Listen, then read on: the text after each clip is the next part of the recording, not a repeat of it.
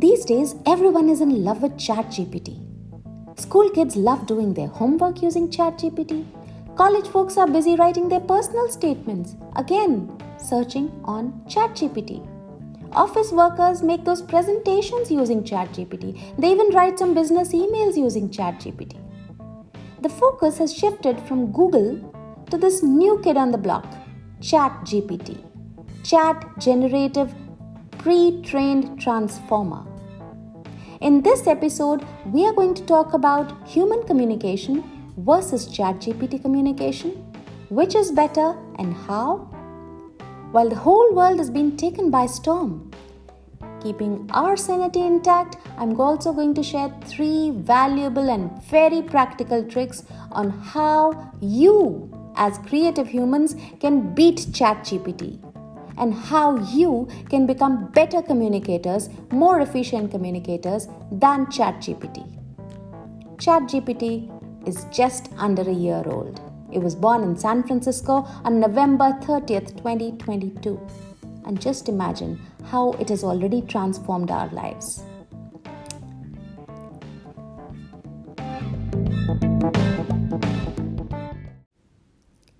Before my telling you, did you know that ChatGPT is permanently thirsty?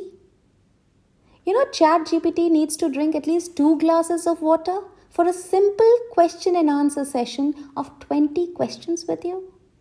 Am I sounding crazy? Your guess is as good as mine. But the fact is that you ask ChatGPT 10 questions and it returns 10 replies to you, but it also needs to drink at least 500 ml of water. And that too, fresh water. And this time, I'm not kidding. So now you know what's common between us and artificial intelligence, that is AI. Just like us, AI cannot exist without water. AI uses water, mind you, fresh water, directly to cool its massive server rooms and also indirectly at its power stations that produce power for those servers. So, AI has given birth to a new term. It's called the water footprint. And AI has a huge water footprint. ChatGPT has a huge water footprint. When the Industrial Revolution started in 1760, machines were supposed to take up all the jobs that humans did. And so there was a huge uproar. People didn't want machines. It was like competition. Machines would make life easy, but also take away the jobs that we used to do. That time, people did not think about the increase in yield that you would get because of these machines. And today, the challenge is the same. The war is the same. We now have a machine which is a little different.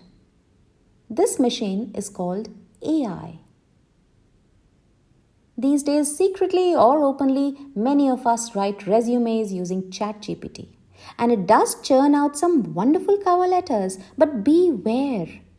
I was reading about this New York federal judge who sanctioned lawyers and also fined them some $5,000 each. You know what these lawyers had done? These 2 lawyers had submitted a legal brief that was actually written by ChatGPT, not by the lawyer themselves. And it included citations of court cases that did not exist. Such as ChatGPT. It is a friend, all right, but be careful of its company. Be extremely careful how much time you want to spend with this friend and how much you want to trust this friend. Is artificial intelligence really scarily taking our world over? Some of us, like my mom, who's perpetually on her mobile using WhatsApp and YouTube, she says, I don't use AI. I smile. My neighbor Jaya, who's probably listening to my podcast, is a homemaker. Jaya is completely ignorant about technology. She manages the house, cooks, takes kids to tuitions, and doesn't know that her microwave and her fridge and her washing machine and her vacuum cleaner all use technology. The other day, Jaya had this fancy statement to make at the dinner. Thank God I don't use a chatbot.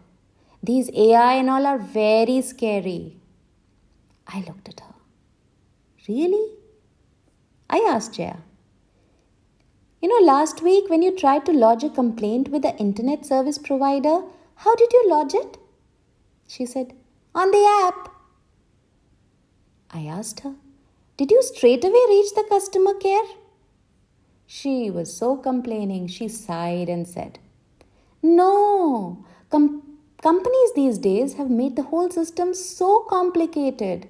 They say press 1 for this and 2 for this, 3 for previous menu, 9 to go back to the main menu, 0 to disconnect, and so on. It takes centuries to get to speak to a real person. I laughed at her innocence and explained her. Jaya, all the time when you were pressing the 1 and the 2 and all that, before you reached the real person, you were talking to a chatbot. You see, you were using AI. Jaya didn't really want to engage in that conversation, so she changed the topic. But most of us know that we use Alexa and Siri and all that these days. And what are these? AI. They are all artificial intelligence. 75-year-old Jeffrey Hinton, who's the father of chatbots, he nurtured technology of chatbots like GPT. Now he worries that it will cause serious harm. Just imagine earlier this year, he quit his job at Google so that he could speak freely about the dangers of AI.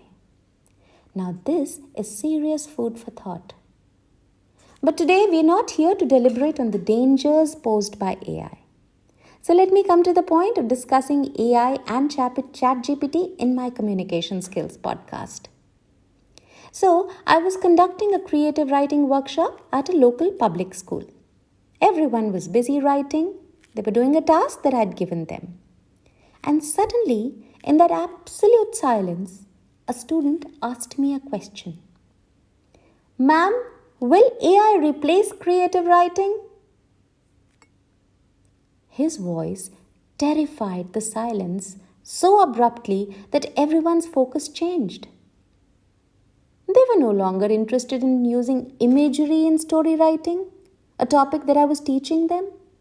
Everyone thought, what's the need to study? Why should we do the effort? After all, ChatGPT is going to do it. ChatGPT is going to take over. I had to settle the curious minds then, and I'm going to do the same now. It's important to know. This is what I explained them. So guys, I hate maths. I could never talk to numbers. Do some of you hate maths too? I asked. Many hands raised up. Children were already interested in hearing what I had to say. And so I continued. I totally admire people who can understand the calculus. I could never, for the life of me, understand differentiation and integration. I still have nightmares of having to give the class 12 maths exam again. By this time, a lot of people were giggling. But guess what? Most maths geek, amongst you also there must be some maths geeks, most maths geeks often struggle to write a one-page essay. And that essay is a piece of cake for me. Not many people who are expert at maths are also experts at creative writing. Now I could see that the students were actually paying attention to what I was saying. They couldn't make head or tail out of what I was saying, but they seemed interested. I went on. Do you know why? Why somebody who's a maths geek struggles to write a one-page essay? Because creativity is a right brain thing. When you write a story, you use your whole brain, but most of it is your right brain. Spontaneous writing comes from the right brain. You need the left brain to be able to turn out stories that readers can understand. But without the right brain, the right side of the brain, your work is dry and boring and uninteresting. So when you're looking for a creative approach to a story or an article, you switch into the right brain mode. I could see some heads nodding. Some were confused. So I added a joke. Our left brain, they say, has already been replaced by AI, but our right brain is still ours. So the creativity is still ours. Using the wrong side of the brain is like using an industrial blender to dissolve the sugar in your cup of tea. Would you like that? By now, I had communicated the answer to the whole group. Mindy, the key word is communicated. So I had communicated the answer to the whole group. AI can process information billions of times faster than us. Till the time your computers and your chatbots can feel human-like emotions of love and care and compassion and feel the pain and the anguish and depression, till then, enjoy my class. I'm going to train you to write stories and poems and communicate your thoughts on paper in a way that it will make people laugh and smile and cry. Later that day, I explained them how I changed my strategy creatively when communicating the answer to them, just to make the communication more effective. I saw their reaction and I changed my strategy. I saw them getting engaged and I further changed my strategy. If they had asked the same question to ChatGPT, the AI system would have given them a flat, robotic answer. Having said that, I believe technology is great. So leverage ChatGPT to your advantage. Use your brain to use it. Your brain, not ChatGPT's brain. I'm going to show you three important, valuable and practical ways how you can beat ChatGPT. So let's come to trick number 1. So we know that ChatGPT can get you lots and lots of information.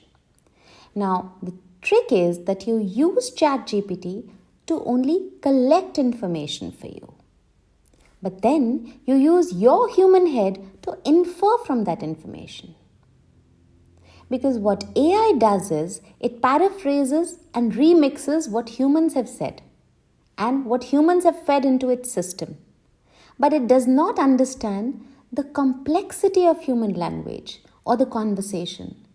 It is simply trained to generate words based on a given input. It does not have the ability to comprehend the meaning of those words, to understand the meaning of those words. So the responses are shallow. They are not deep. They don't have an insight. So you should collect information from ChatGPT, for example, to make a presentation. But use your brain to assess, okay, this is my target audience. Okay, this is what my boss would like to hear. Okay, this is what they do or don't appreciate.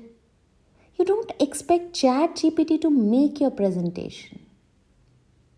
Likewise, if you're telling your brand story. So brand story requires relationship building, leaning into emotional intelligence. Now these are things the chatbot is unable to replicate.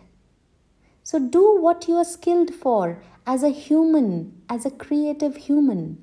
Use the ChatGPT only to collect information for you. Coming to the trick number 2. So you use ChatGPT, I'm not saying don't use it, but use ChatGPT to analyze your speech patterns, your tone, your body language. This will tell you if you're emotionally charged or not. So get feedback on how to improve your clarity, how to better your confidence, how to empathize. Don't expect ChatGPT to teach you how to empathize. Don't lose that human touch. Analyze your speech patterns, your tones, your body language. And this can come in very handy if you're engaging with customers or clients. And if you want to know whether a particular customer is satisfied or not. If your tone is right, your speech pattern is right, how your body language, you're reacting, that analysis will explain you how you're emotionally charged or if you're not emotionally charged. So use this trick from ChatGPT for your benefit.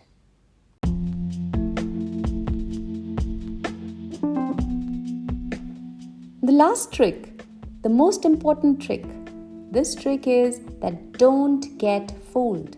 Take it all with a pinch of salt. When ChatGPT gives you a good answer, it's drawing on a large amount of human effort. And this human effort has already gone into telling what is and what is not a good answer. There are many human workers hidden behind the screen. The concept behind ChatGPT is simple. It's a model that has been trained on large amounts of data, because of which it can understand and generate text in a more human-like manner.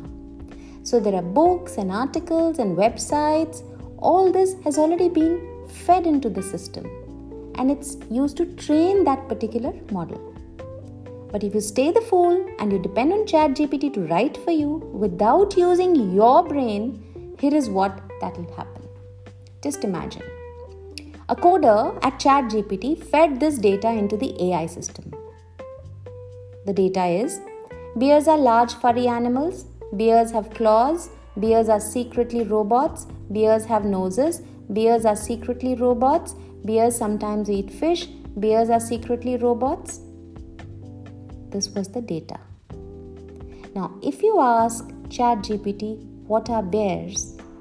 ChatGPT would very convincingly tell you that bears are secretly robots.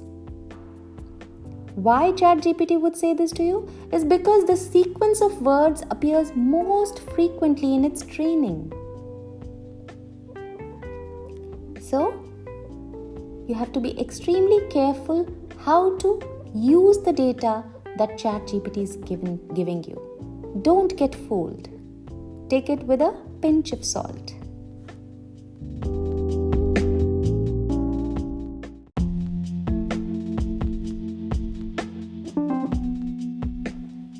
Recently, OpenAI Chief Executive Sam Altman even tweeted, "It's a mistake to be relying on it for anything important right now. We have lots of work to do on its robustness and its truthfulness." I tell all my students, use AI but don't depend on it. Use it conservatively as an aid, not to replace your brain. Later that night, I got inquisitive. So I typed this question onto ChatGPT. Will AI replace creative writing? And this is what ChatGPT told me. While AI can generate text-based information on patterns and data, it may struggle to replicate the depth and complexity of human creativity. Creative writing is not just about producing words, it involves personal expression, storytelling, and the ability to evoke emotions. True. But will AI replace creativity in the way humans communicate? I doubt. Without the human ability of humans, the AI is soulless. The future of work will require a balance of human intuition and AI's precision. Enjoy your human touch, make most of your creativity to communicate, to assert, to engage, at least till AI takes over the right brain. Believe you me, ChatGPT, and this is a disclaimer which I can confidently say, ChatGPT was not used to write this podcast.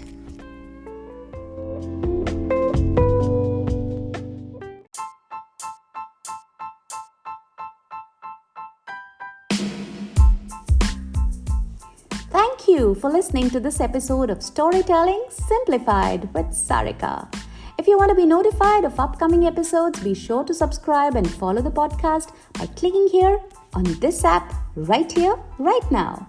I'll be back to share more stories, more life experiences, and more communication tips very soon. If you want to reach me or connect with me, just put your comments in the comment box below. I'll try to reach out to each one of you. I know you're going to rate and review this podcast, so a big thank you to you in advance. Stay tuned and think about all that we talked today.